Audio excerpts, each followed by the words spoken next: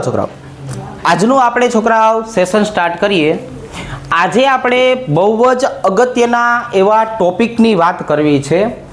રાસાયણિક ગુણધર્મમાં પહેલો મુદ્દો આપણે જોવો છે એસિડિકતા વાળો। હવે જો આપણે એસિડિકતાની વાત કરીએ છોકરાઓ તો એમસીક્યુમાં પૂછાવાના ચાન્સ બહુ જ વધારે।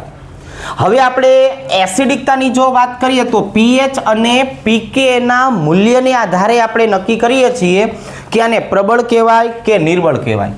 તો હવે જો આપણે આમ લખશું છોકરાઓ કે ભાઈ મારી પાસે કોઈ પ્રબળ એસિડ છે તો પ્રબળ એસિડનો મતલબ એવો થયો એના H3O+ અને Ka ના મૂલ્ય કેવા હશે છોકરાઓ તો કે ના મૂલ્ય ઊંચા હશે। પણ આપણને સાહિત્યની વાત કરીએ તો સાહિત્યમાં શું આપેલું હોય તો કે ભાઈ સાહિત્યમાં તો પીકે ના મૂલ્ય આપ્યા હોય। તો પ્રબળ એસિડ માટે પીએચ અથવા પીકે ના મૂલ્યો કેવા હોય છોકરાઓ નીચા હોય। જેના માટે પીકે નું મૂલ્ય ઓછામાં ઓછું આવે એના માટેની એસિડિકતા વધારેમાં વધારે કહેવાય। હવે આની પહેલા પણ આપણે બેન્ઝોઇક એસિડની સાપેક્ષમાં દરેક વસ્તુને સમજાવેલી છે, એસિટિક એસિડની સાપેક્ષમાં દરેક વસ્તુને સમજાવેલી છે। એક વખત ફરીથી અહીંયા આ ત્રણ ઘટકોને આધારે પણ સમજીએ। જો એસિડિક પ્રબળતા કઈ રીતે નક્કી કરવામાં આવે છે તો આપણે એસિડિક પ્રબળતાની વાત કરીએ ને છોકરાઓ તો એ આવી રીતે નક્કી કરશું। જો કાર્બોક્સિલિક એસિડ હોય ને છોકરાઓ એની એસિડિકતાનું મૂલ્ય સૌથી વધારે બરોબર છે। એના પછીની વાત કરીએ તો કોણ આવશે તો કે ભાઈ જો એના પછીની વાત કરો ને તો ફિનોલ આવશે। કોણ આવશે છોકરાઓ ફિનોલ। જો આવી રીતે અને એના પછીની વાત કરવામાં આવે તો કોણ આવશે તો કે આલ્કોહોલ। હવે અત્યારે મેં લખી તો નાખ્યું કે ભાઈ કાર્બોક્સિલિક એસિડ ફિનોલ અને આલ્કોહોલ પણ આ શેને આધારે નક્કી કર્યું તો કે આ બધાને તમારે પાણીમાં નાખવાના। આ બધાને શેમાં નાખવાના આપણે પાણીમાં નાખશું। તમે જેવા પાણીમાં નાખશો ને એટલે ઋણ આયન બનશે। શું બનશે ઋણ આયન। જો આ ભાઈબંધને આપણે પાણીમાં નાખીએ એટલે આની રાસાયણિક પ્રક્રિયા કેવી થાય જરા જોવો ને તો કે ભાઈ જો આપણે સંતુલન ચેપ્ટરમાં આવી રીતે શીખવાડતા કે ભાઈ આ લોરી બ્રોન્સ્ટેડ ઘટક પોતાના H+ નું દાન કરે એટલે એમાંથી એનો સંયુગ્મી બેઝ બને। જો આ અને અહીંયા બની જાય સંયુગ્મી એસિડ આવી રીતે। બીજા નંબરની પ્રક્રિયા જો આપણે સમજાવીએ તો ફિનોલ માટે આવી રીતે સમજાવશું। જો કે તમે આ ભાઈબંધને પાણીમાં નાખો છોકરાઓ તો આ પોતાના H+ નું દાન કરશે અને એમાંથી સંયુગ્મી બેઝ બનાવશે। એને ફિનોક્સાઇડ આયન કહેવાય। શું કહેવાય ફિનોક્સાઇડ આયન। જો આવી રીતે અને અહીંયા આપણે એનો સંયુગ્મી એસિડની વાત કરીએ તો H3O+। હવે તો કે હવે આપણે છોકરાઓ આલ્કોહોલની વાત કરીએ ROH અને એને તમે આવી રીતે પાણીમાં નાખશો તો શું થવાનું છે તો કે ભાઈ આ હાઇડ્રોજનનું આપણે અહીંયા દાન કરીએ તો અહીંયા આવું મળશે RO- અને અહીંયા આવી જશે છોકરાઓ H3O+। તો હવે અહીંયા છે નિપજ બની ને જો આ ભાઈબંધનું નામ છે કાર્બોક્સિલેટ આયન। આનું નામ શું છે તો કે આનું નામ છે કાર્બોક્સિલેટ આયન। તમે કાર્બોક્સિલેટ આયનની ખાસિયત જોશો ને તો એની ખાસિયત આવી છે કે આમાં સંસ્પંદન થશે અને સંસ્પંદન દરમિયાન જે ઋણ આયન છે ને એ ઓક્સિજન ઉપર છે એટલે અહીંયા શું લખશું કે ભાઈ ઋણ વીજભાર ક્યાં આવેલો છે છોકરાઓ તો કે ભાઈ વધુ વિદ્યુત ઋણતા વાળા ઓક્સિજન પર છે। ક્યાં આવેલો છે ઓક્સિજન પર। એટલે આની સ્થિરતા સૌથી વધારે હોય। જો આ કાર્બોક્સિલેટ આયનની સ્થિરતા સૌથી વધારે। તો એસિડિકતાનો બીજો ક્રમ આવો પણ થયો કે એસિડિકતા બરાબર તમારે લખવું હોય તો શું લખી નાખવાનું ઋણ આયનની સ્થિરતા। શું લખી નાખવાનું ઋણ આયનની સ્થિરતા. હવે મેં આવું કેમ કીધું તો સાંભળો, આ પોતાના H નું દાન આને કરે એટલે એમાંથી આ અને આ બન્યો, એટલે દાન થયેલો છે એટલે H3O+ ને એસિડ કહેવાય. જ્યાં સુધી ઈ દ્રાવણની અંદર H+ હશે ને ત્યાં સુધી ઈ એસિડ. પછી તરત જ શું થાય છે, જો પ્રતિવર્તી પ્રક્રિયા થાય, દાન કરેલા હાઇડ્રોજનને પાછો ખેંચી લે. દાન કરેલા હાઇડ્રોજનને પાછો ખેંચી લે તો શું બની ગયું, નોર્મલ ઘટક. તો જ્યાં સુધી H+ તમારો પાણીની અંદર છે ને ત્યાં સુધી એની એસિડિકતા વધારે કહેવાય. અને ક્યાં સુધી H+ ને પાણીમાં રહેવા દેશે, તો કે આ ઋણ આયન સ્થાયી હશે ને ત્યાં સુધી. જો ઋણ આયન અસ્થાયી બન્યો તો તરત શું કરશે, આ પોતાના H ને પાછો ખેંચી લેશે અને મૂળ પ્રક્રિયકો પાછા આપશે. એટલે આ કાર્બોક્સિલેટ આયન સૌથી વધારે સ્થાયી હોવા પાછળનું કારણ શું, તો કે પહેલું કારણ સંસ્પંદન અને બીજું કારણ ઋણ વીજભાર ક્યાં આવેલો છે, તો કે ભાઈ ઋણ વીજભાર ઓક્સિજન ઉપર આવેલો છે. ઓક્સિજનની વિદ્યુત ઋણતાનું મૂલ્ય છે 3.5. હવે અહીંયા જે બન્યો ને છોકરાઓ, ઈ આ ભાઈબંધને બોલશું ફિનોક્સાઇડ આયન. જો આવી રીતે. હવે આ જે ફિનોક્સાઇડ આયન છે ને છોકરાઓ, ઈ શું કરશે, પોતાના ઋણ વીજભારનું દાન બેન્ઝીન ચક્રની અંદર કરશે. હવે બેન્ઝીન ચક્રની અંદર આવે એટલે ઋણ વીજભાર ક્યાં આવી જાય, કાર્બન ઉપર. એટલે અહીંયા શું લખશું છોકરાઓ, તો કે જો અહીંયા આવું લખશું, સંસ્પંદન થાય છે પણ ઋણ વીજભાર ક્યાં આવેલો છે છોકરાઓ, તો કે ભાઈ ઋણ વીજભાર ઓછી વિદ્યુત ઋણતા વાળા કાર્બન પર છે. જો કાર્બન ઉપર આવેલો છે. કાર્બનની વિદ્યુત ઋણતા કેટલી બોલો, કાર્બનની વિદ્યુત ઋણતા 2.5. એટલે કાર્બોક્સિલિક એસિડ સૌથી વધારે પ્રબળ, પછી ફિનોલ, અને પછી કોનો વારો આવશે છોકરાઓ, તો કે પછી વારો આવશે આલ્કોહોલનો. શું કામ, આલ્કોહોલની વાત કરીએ ને તો આજે ભાઈબંધ થયું ને આલ્કોક્સાઇડ, એ સૌથી વધારે અસ્થાયી છે. આલ્કોક્સાઇડ આયન કેવો છે છોકરાઓ, અસ્થાયી. આમાં ડાયરેક્ટ અસ્થાયી લખી નાખવા પાછળનું કારણ શું, તો કે મેઇન કારણ છે આ સંસ્પંદન થતું નથી. તો અત્યારે છોકરાઓ મેં જે આખું બોર્ડવર્ક તમને કરાવરાયું છે, આમાંથી યાદ રાખવા જેવા શબ્દ કયા, તો કે જો ભાઈ આમાંથી યાદ રાખવા જેવા શબ્દ એટલા કે ભાઈ H3O+ ની વાત કરીએ અથવા કે તો એના મૂલ્ય વધારે હોય તો પ્રબળ એસિડ, અને pH અથવા pK ના મૂલ્ય ઓછા હોય તો એ પ્રબળ એસિડ. પછી મેઇન એનો ક્રમ કાર્બોક્સિલિક એસિડ, ફિનોલ અને આલ્કોહોલ, અને એના પાછળનું કારણ એમાંથી બનતા ઋણ આયનની સ્થિરતા. એમાંથી બનતા ઋણ આયનની સ્થિરતા. રેડી? ચાલો એક વખત નજર નાખી દો, પછી વધારાનું પાછું શીખડાવું. હવે આ જો હાલો તારે, હવે આપણે એસિડિકતા માટે શું શીખડાવેલું છે, તો કે ભાઈ એસિડિકતા માટે આપણે બે શબ્દ વારંવાર કહેતા. કયા બે શબ્દ વારંવાર કહેતા, તો કે પહેલો શબ્દ આવતો EWG. ચાલો તો આજે ઇલેક્ટ્રોન વિથડ્રોઈંગ ગ્રુપ છે, ગુજરાતીમાં લખવું હોય તો ઇલેક્ટ્રોન ખેંચનારા. એ શું કરવાના છે, તો કે આ બિચારા બેઠા બેઠા એસિડિકતા વધારે છે. અને બીજું કયું સમૂહ આવશે, EDG ઇલેક્ટ્રોન ડોનેટિંગ ગ્રુપ. આને ગુજરાતીમાં કહેવાય ઇલેક્ટ્રોન દાતા. ઇલેક્ટ્રોન દાતા શું કરવાના છે, એસિડિકતા ઘટાડે છે. શું કરે છે, એસિડિકતા ઘટાડે છે. એ કઈ ક્રમબ્રમ યાદ છે આનો, તો કે હન સૌથી વધુ ખેંચવાનું કામ કોણ કરશે, SO3H, પછી NO2, પછી સાયનાઇડ, અને સૌથી છેલ્લે હેલોજન.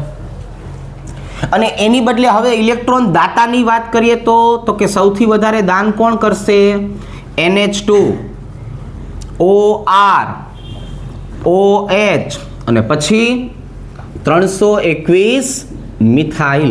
જો આ આપણો ક્રમ બાંધેલો, દર વખતે આપણે આવી રીતે જે છે એ દર્શાવશું. જો આમ.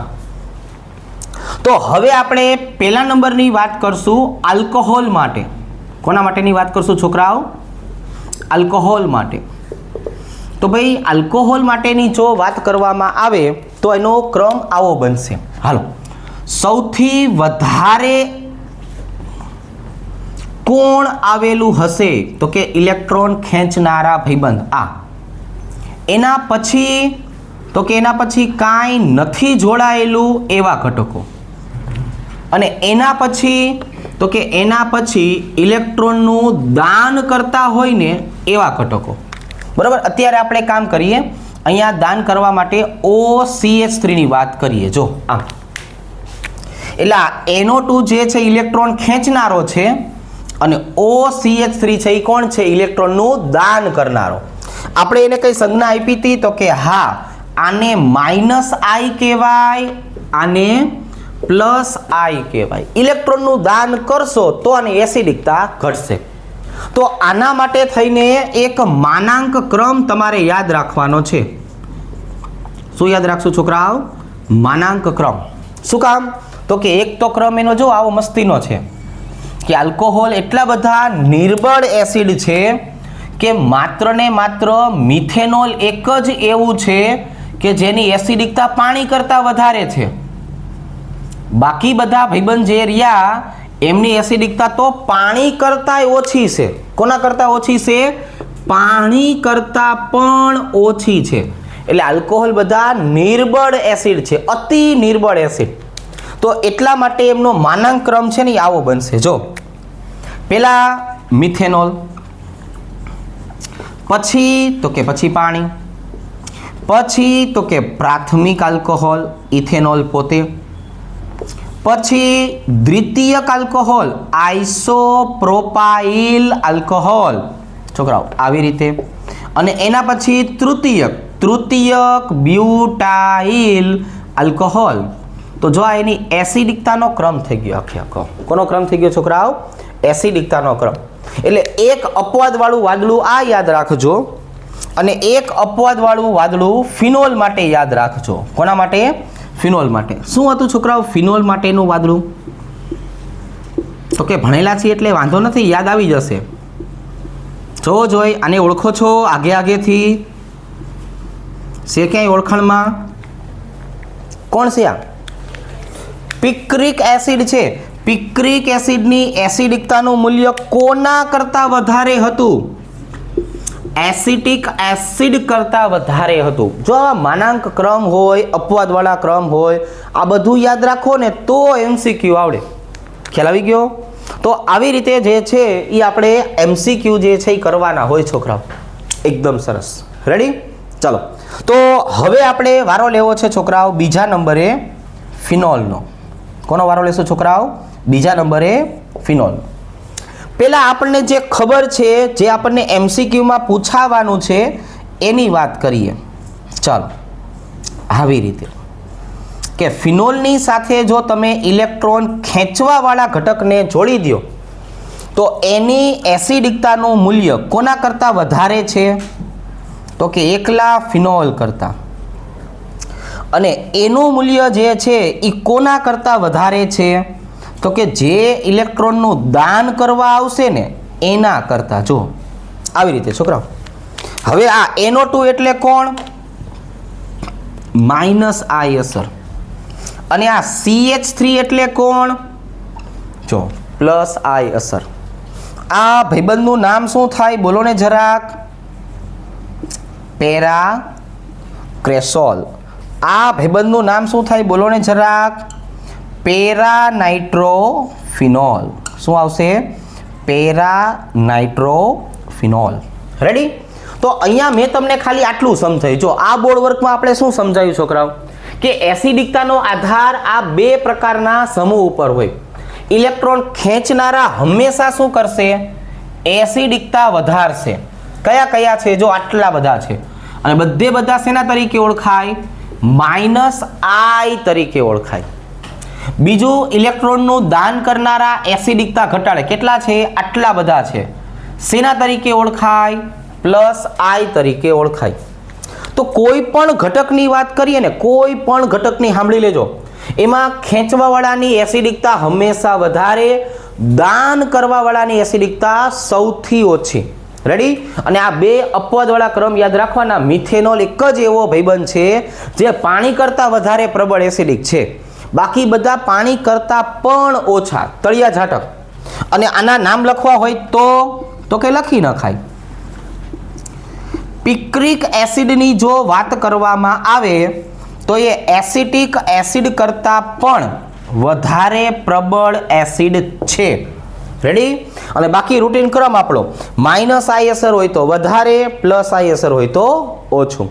હવે આપણે આનો અપવાદ વાળો ક્રમ લખી નાખીએ, મતલબ કે યાદ રાખવા વાળો એક ક્રમ, માનાંક ક્રમ હજી લખાઈ દઉં છું. હવે આ જો ફિનોલની એસિડિકતા જે આપણને એમસીક્યુમાં પૂછાવાની છે એની જો વાત કરીએ તો હવે એનો એક માનાંક ક્રમ લખી નાખીએ આપણે છોકરાઓ, આખો. અને એ આખા માનાંક ક્રમ પીકે ના મૂલ્ય ઉપર આધારિત હશે. આપણે જાતે કોઈ નક્કી ન કરી શકીએ. તો સૌથી વધારે પ્રમાણમાં જોવા જઈએ તો એસિડિકતા કોની હશે? તો કે થોડીક વાર પહેલા આપણે વાત કરી એવી રીતે પિક્રિક એસિડની જો વાત કરીએ તો ફિનોલ માટે પિક્રિક એસિડ છે એની એસિડિકતા વધારે. ચલો એના પછી કોનો વારો આવશે? તો કે આ ઇલેક્ટ્રોન ખેંચવાવાળા ઘટકોની સંખ્યા થોડીક એવી ઘટાડો. જો એક અહીંયા, એક અહીંયા. હવે તો કે ભાઈ હજુ એક NO2 ની સંખ્યાને ઘટાડો. જો ઇલેક્ટ્રોન ખેંચવાવાળા ઘટતા જાય, એસિડિકતા ઘટતી જાય. પણ હવે કોણ? તો કે હવે પેરા. પેરા પછી કોણ છોકરાઓ? પેરા પછી તો કે ભાઈ પછી ઓર્થો. જો પછી કોણ આવશે? તો કે ભાઈ પછી ઓર્થો આવશે. જો આવી રીતે. હાલો, ઓર્થો પછી કોણ છોકરાઓ? તો કે ઓર્થો પછી મેટા આવશે. જો ઓર્થો પછી કોણ? તો કે મેટા. આવી રીતે. મેટા પછી કોણ છોકરાઓ? તો કે ભાઈ જેની સાથે કાંઈ જોડાયેલું જ નથી ને એવો ફિનોલ પોતે. જો જેની સાથે કંઈ જોડાયેલું જ નથી એવો ફિનોલ પોતે. એના કરતાં ઓછી એસિડિકતા કોની? તો કે હવે ઇલેક્ટ્રોન દાન કરવાવાળા આવશે. જો હવે કોણ આવશે? ઇલેક્ટ્રોન દાન કરવાવાળા. તો દાન કરવાવાળા ક્યાં? તો કે જો મેટામાં. આવી રીતે અહીંયા હતું ને છોકરો, ક્યાં ગયું મેટા? આવ્યું. મેટા, ઓર્થો અને પેરા. આવી રીતે. તો હવે આના કરતાં ઊંધો ક્રમ લખવાનો, દાન કરતા હોય ને એમનો. પણ અહીંયા પીકેના મૂલ્યને આધારે એવી ખબર પડી કે આ જે ઓર્થો રહ્યું અને પેરા એ બેના પીકેના મૂલ્ય લગભગ સમાન છે. આને આપણે મૂલ્યની વાત કરીએ છોકરાઓ તો આમના મૂલ્ય કેવા છે? તો કે ભાઈ આમના મૂલ્ય લગભગ સમાન છે. જો આવી રીતે. આને ઓર્થો અને પેરા ક્રેશોલ તરીકે આપણે ઓળખતા. શેના તરીકે ઓળખતા? ઓર્થો અને પેરા ક્રેશોલ. તો સૌથી વધારે કોણ છોકરાઓ? તો કે ભાઈ સૌથી વધારે પિક્રિક એસિડ, જેના નામ જાણીતા છે એ આપણે લખીએ. બરોબર? એના પછી કોણ? તો કે ભાઈ એના પછી આવશે પેરા નાઇટ્રોફિનોલ. આવી રીતે. પછી કોણ આવશે છોકરાઓ? ફિનોલ પોતે. અને સૌથી છેલ્લે કોણ આવશે? પેરાક્રેશોલ. જો આટલા નામ, આટલા ઉદાહરણ અને આટલો ક્રમ પાકો કરવાનો છે. રેડી? આ શું કામ આવ્યું એ આપણે ભૂતકાળમાં જે છે એ બધું શીખડાવેલું છે. અહીંયા ઇલેક્ટ્રોન ખેંચવાવાળાની સંખ્યા વધારે છે, અહીંયા દાન કરવાવાળા વધારે છે. ખેંચવાવાળા કે દાન કરવાવાળા ક્યાં હોવા જોઈએ? તો કે જ્યાં સંસ્પંદન થતું હોય ને અહીંયા. અને સંસ્પંદન ક્યાં થાય? ઓર્થો અને પેરા ઉપર થાય. ક્યાં થાય? ઓર્થો અને પેરા ઉપર. એટલે સૌથી વધારે અસર ક્યાં થાય છોકરાઓ? ઓર્થો અને પેરામાં. અને એમાંય કમ્પેરિઝન કરવી હોય તો para is greater than ortho. ચાલો આવી રીતે. હવે આની જો આપણે વાત કરીએ છોકરાઓ એસિડિકતા, તો એસિડિકતામાંથી બે પ્રકારના પ્રશ્ન પૂછાશે આપણને. હવે આપણે વાત કરશું ધાતુ સાથેની પ્રક્રિયા. જો ભાઈ, હવે આપણે શેની વાત કરવાની છે? તો કે ભાઈ ધાતુ સાથેની પ્રક્રિયાની વાત કરવાની છે. તો ધાતુ સાથેની પ્રક્રિયા કઈ રીતે હોય? તો કે ભાઈ આવી રીતે. જો CH3OH મિથેનોલની પ્રક્રિયા સોડિયમ સાથે કરીએ. ચાલો, તો કે ભાઈ એસિડ અને ધાતુને ભેગા કરો એટલે ક્ષાર બને અને હાઇડ્રોજન વાયુના ગોટે ગોટા નીકળે. શું થાય? ક્ષાર બને અને હાઇડ્રોજન વાયુ જે રહ્યો ને છોકરાઓ એના ગોટે ગોટા નીકળશે. જો આવી રીતે 1/2H2. હવે આમાંથી આપણને પ્રશ્ન પૂછશે છોકરાઓ. કેવો પ્રશ્ન પૂછશે? તો કે ભાઈ આ મિથેનોલ છે, તો મિથેનોલ તમે કેટલા ગ્રામ લેવું પડે? તો હું તમને અત્યારે સ્ટાન્ડર્ડ માપ લખી દઉં. 32 ગ્રામ લેવું પડે, એના અણુભાર જેટલું વજન. સોડિયમ કેટલું લેવું પડે છોકરાઓ? સોડિયમ તો કે સોડિયમ 23 ગ્રામ લેવું પડે. કેટલું? 23 ગ્રામ. આ ક્ષાર બન્યો છે સોડિયમ મિથોક્સાઇડ. કોણ બન્યું છોકરાઓ? સોડિયમ મિથોક્સાઇડ. આ હાઇડ્રોજન વાયુ છે. હાઇડ્રોજન બે રીતે પૂછાય. કાં તો 1 ગ્રામ બને છોકરાઓ, જો આવી રીતે, અથવા અડધો મોલ. અડધા મોલને કહેવાય 11.2 લીટર. એસટીપી કેટલું હોય? 22.4 લીટર. 1 મોલ હોય તો, અને અડધો મોલ હોય તો છોકરાઓ 11.2. હવે તો કે ભાઈ હવે આ ઇથેનોલની સાથે સોડિયમ પ્રક્રિયા કરે તો કેવું રહે? તો કે ઠીક રહે. જો આટલો ફેર પડે, કે ઝાઝો ફેર ન પડે. આ હાઇડ્રોજન હળવેક રહીને છૂટો પડી જાય એટલે અહીંયા શું થયું ખબર છે? અહીંયા ઇથેનોલનો સોડિયમ ક્ષાર બન્યો, અને જ્યારે જ્યારે સોડિયમ હશે ત્યારે અડધો મોલ હાઇડ્રોજન છૂટો પડે. ચલો, આ હતું કોણ? તો કે ઇથેનોલ. છોકરાઓ ઇથેનોલનું કેટલું વજન હોય? 46 ગ્રામ. સોડિયમનું કેટલું વજન હોય? 23 ગ્રામ. નિપજ કઈ મેળવી તમને? નિપજ સોડિયમ ઇથોક્સાઇડ. જો આવી રીતે સોડિયમ ઇથોક્સાઇડ. અને હાઇડ્રોજન કેટલો મળશે છોકરાઓ? તો કે કાં તો 1 ગ્રામ અથવા 11.2 લીટર. જો આવી રીતે. હવે અહીંયા આપણે ફિનોલની વાત કરીએ. જો આ જ પ્રક્રિયા કોણ આપશે? ફિનોલ.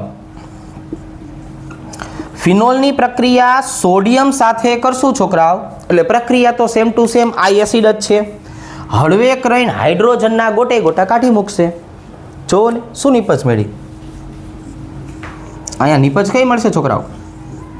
તો કે ભાઈ ઓક્સિજન માઇનસ, Na પ્લસ અને 1/2 હાઇડ્રોજન.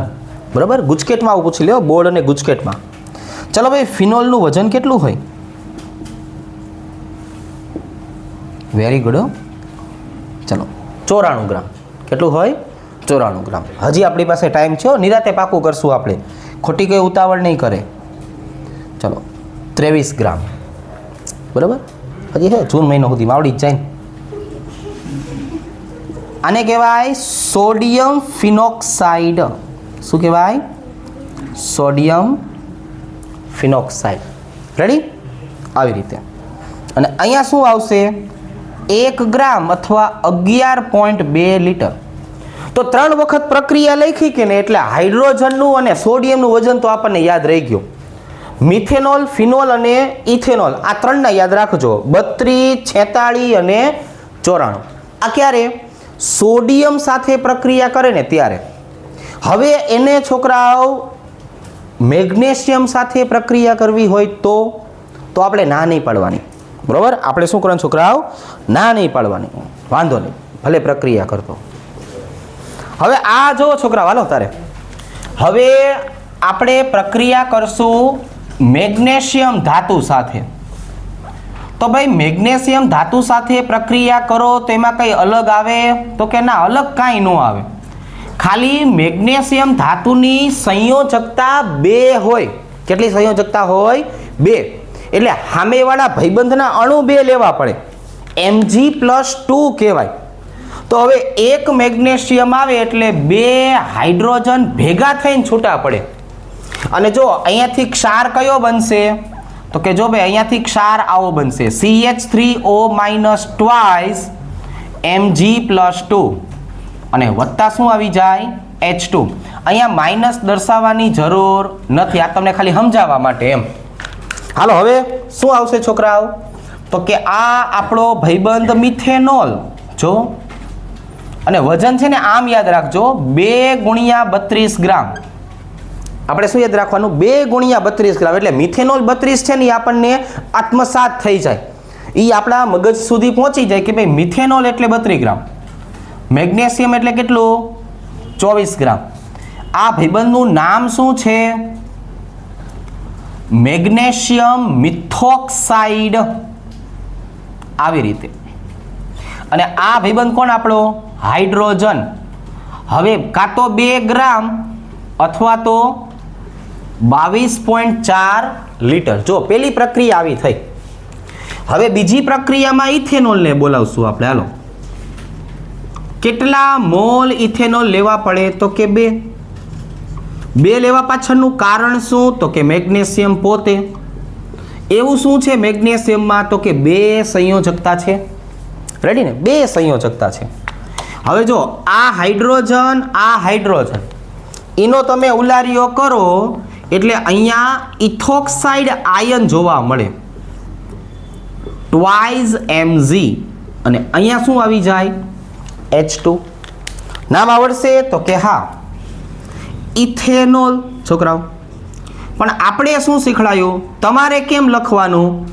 2 × 46 ગ્રામ. મેગ્નેશિયમ હોય તો 24 ગ્રામ. આ ભાઈબંધનું નામ શું થાય? તો કે ભાઈ મેગ્નેશિયમ ઇથોક્સાઇડ.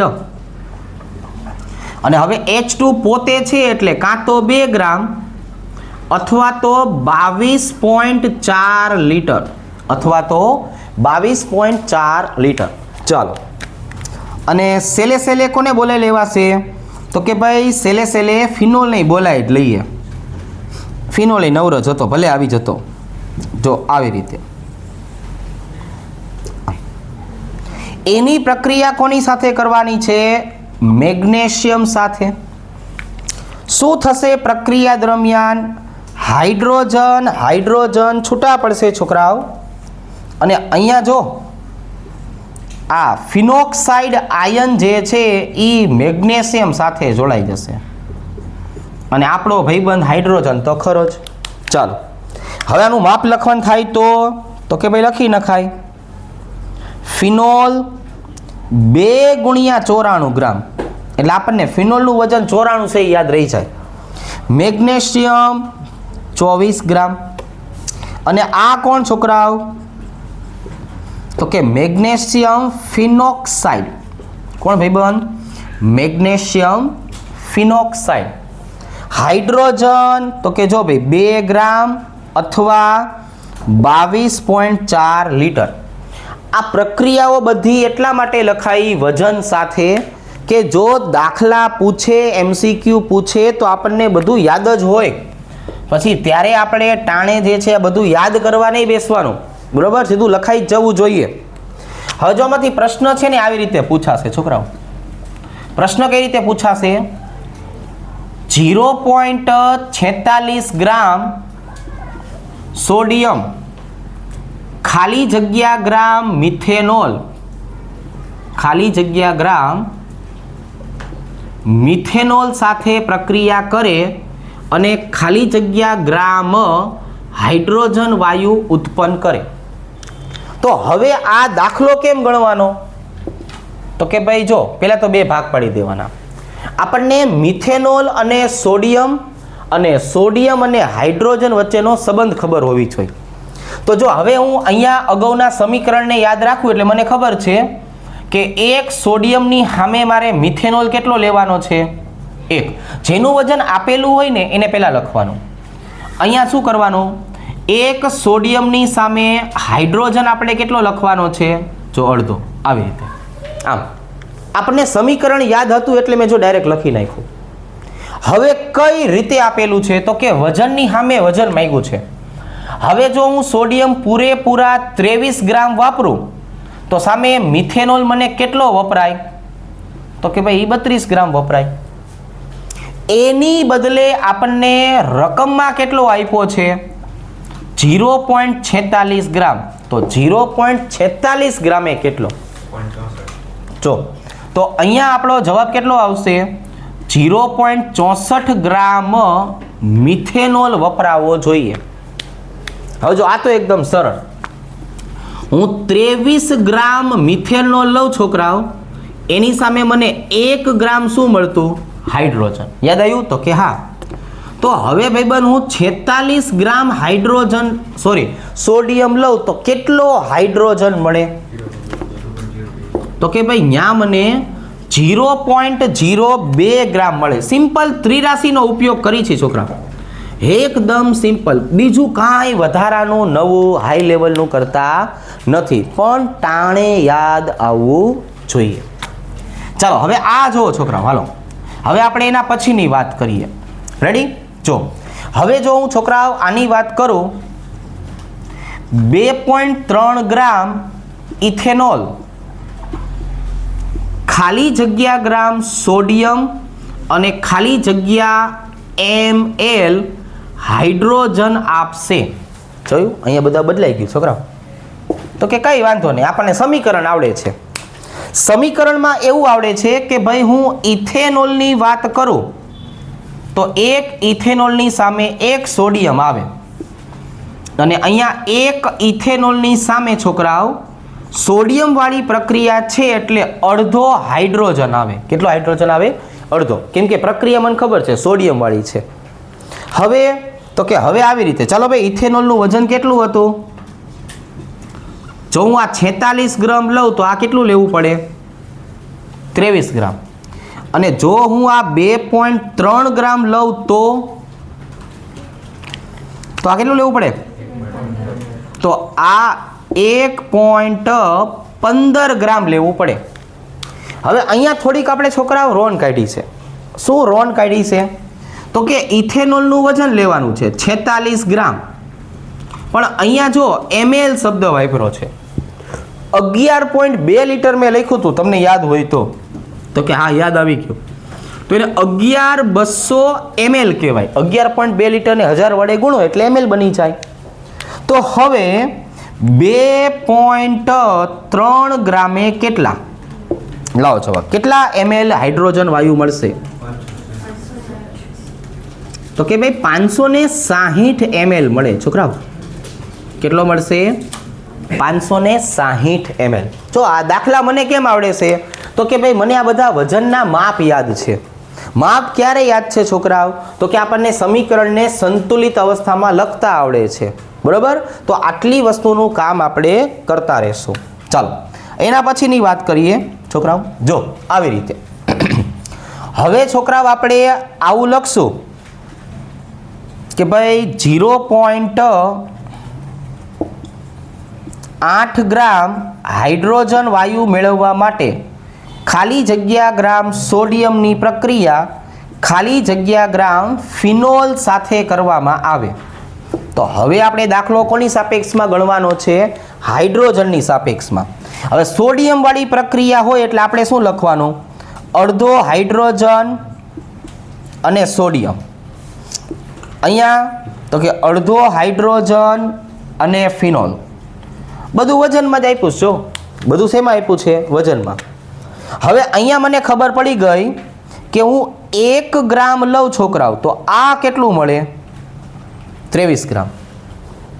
અને જો હું અહીંયા 0.8 ગ્રામની વાત કરું તો તમે બોલો 18.4 ગ્રામ. કેટલો જવાબ આવ્યો? 18.4 ગ્રામ. બરોબર હાલે છે ને બધું? હવે અહીંયા હાઇડ્રોજન 1 ગ્રામ હોય તો ફિનોલ સ્વાભાવિક છે કેટલો હોય? એટલે મેં તમને જો અહીંયા શું પાકું કરાયું હતું? 2 × 94 અથવા 94. એટલે ગમે ત્યારે ફિનોલ આપણી નજર સામે આવે ને તો આપણને શું દેખાય? તો કે અહીં 94 ગ્રામ જ દેખાય. હવે તો કે હવે 0.8 છે હો ભાઈ. 0.8 હોય તો તમે કયો એમ 75.2 ગ્રામ. રેડી? આવડશે? ખ્યાલ આવી જશે? તો હવે છોકરાઓ મને એવું થાય છે કે તમને 3-4 દાખલા આપ્યા હોય તો કેમનું રહે? તો કે ઠીક રે. કેવું રે છોકરાઓ? અહીંયા જો હાલો છોકરાઓ, આ 2 દાખલા તમને જાતે આપ્યા હતા, બરોબર છે? તો અહીંયા જો મેગ્નેશિયમ તમને દેખાઈ જાય ને, મેગ્નેશિયમ એટલે તમારે સંયોજકતા ડબલ કરવી પડે. કઈ રીતે? જો આમ મેગ્નેશિયમ હોય એટલે સામે કેટલા લેવાના? તો કે ભાઈ 2 અણુ મિથેનોલના લેવાના હોય. હવે તો કે મેગ્નેશિયમનું પોતાનું વજન કેટલું? તો કે 24 ગ્રામ. અહીંયા મેં શું લખતા શીખડાયું છે? 2 × 32 ગ્રામ. તો 1.2 ગ્રામ હોય તો અહીંયા કેટલો જવાબ આવે? 3.2 ગ્રામ જવાબ આવે. કેટલો જવાબ આવે? 3.2 ગ્રામ. પછી અહીંયા જોવાનું હતું છોકરાઓ, આ મેં લીટરમાં પૂછી લીધું છે. જાણી જોઈને આવી રીતે મેગ્નેશિયમની સામે H2 આખો મળી જાય? તો કે હા મળી જાય. મેગ્નેશિયમ 24 ગ્રામ લેવામાં આવે એટલે અવાજ આવે અહીંયા. તો અહીંયા 1 મોલ છે 22.4 લીટર. તો 1.2 ગ્રામ હોય તો કેટલો? બોલો ને.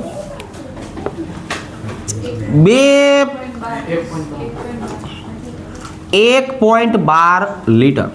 સાચું બોલો છો ને? માતાજીને હમ ખવડાવીશો, ખોટું બોલશો તો? હવે અહીંયા મને છોકરાઓ મેગ્નેશિયમ વંચાઈ ગયું તો શું કરાય? તો કે ભાઈ હાઇડ્રોજન બરાબર મેગ્નેશિયમ અને હાઇડ્રોજન બરાબર 2 અણુ ફિનોલના. જો શું કામ? કેમ કે મેગ્નેશિયમ વાળી પ્રક્રિયા છે ને, એટલે ભૂલ ન પડે એટલે. હો, આ ml માં આપ્યું છે. કેટલા ml લેવાય? 22,400 ml લેવાય. લીટરને મેં ml માં ફેરવી નાખ્યું તો સામે કેટલા ગ્રામ હોય? 24 ગ્રામ. તો આ 540 ml લેવામાં આવે તો કેટલા ગ્રામ બને? 0.57 ગ્રામ આવું આપણને મળ્યું. હવે અહીંયા તો કે અહીંયા ફરીથી 22,400 ml લેવામાં આવે છોકરાઓ તો 2 × 94 ગ્રામ ફિનોલ વપરાતો. તો 540 ml લેવામાં આવ્યું હોય તો કેટલો ફિનોલ વપરાય? તો અહીંયા તમારે મને જવાબ લખવાનો હતો 4.53 ગ્રામ. આવા પ્રકારના MCQ રહ્યા છોકરાઓ, એ શેમાં પૂછાય? તો કે આવા પ્રકારના MCQ ગુજકેટ અને બોર્ડની પરીક્ષામાં પૂછાય, બરાબર? અને પૂછાતા રહેશે. તો આવા નવા MCQ સોલ્વ કરતા રહેજો. આજ સુધી